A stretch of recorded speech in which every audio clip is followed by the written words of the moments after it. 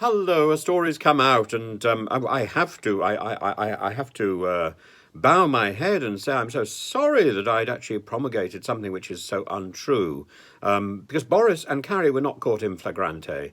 On the sofa. There was no soiling of the sofa. This is a sordid and untrue story. And indeed, it was not Gavin Williamson who walked in on the pair. It was indeed Connor Burns. Connor who? Connor Burns. You know Connor Burns. Connor Burns was the man who was promoted to being a trade secretary.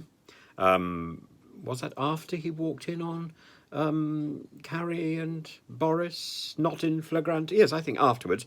And then he slightly disgraced himself, a little bit like Chris Pincher, slightly disgraced himself by going a little too far in Parliament, and he wanted apparently to use his position to parliamentary privilege to further his family's business interests. Anyway, so he had to resign, and then within no time at all, he was back again in the as a minister in the Northern Ireland office. So important man, though we haven't heard of him. So it was Connor Burns and Ben Gascoigne, who's now also important. He's the deputy chief of staff in Number 10. And so these two walked in on Carrie and Boris, not in flagrante, of course, and they were sharing a bottle of wine together.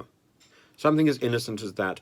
And Connor and Ben had this sixth sense that they were therefore in a relationship. Now, isn't that interesting? Because that means that strange things happen in Number 10. I mean, if you want your relationship, if you want your marriage to survive, don't go into Number 10, because Number 10 is like a sort of super Tinder. Swipe right. I suppose you would swipe right if you're in the Conservative Party. Swipe right. You don't need Cilla Black. So instead of Cilla Black, you've got Connor Burns, same initials. Connor Burns, Laura laughs, getting out her hat. Connor Burns, blind date over a glass of wine, over a bottle of wine. No need for naked attraction. No, that's not necessary. All you need is Connor Burns and his magic touch, and Ben Gascoigne as probably that magical voice in Blind Date who announces everybody. And so there's a sort of magic that happens in Number 10. You only have to open a bottle of wine and a relationship starts. It puts an entirely different gloss, doesn't it, on Partygate. Partygate, they weren't having a party, they were starting an affair. These people can't be fined for doing what comes naturally in Number 10, can they? It wasn't a party at all. We've simply misunderstood it all.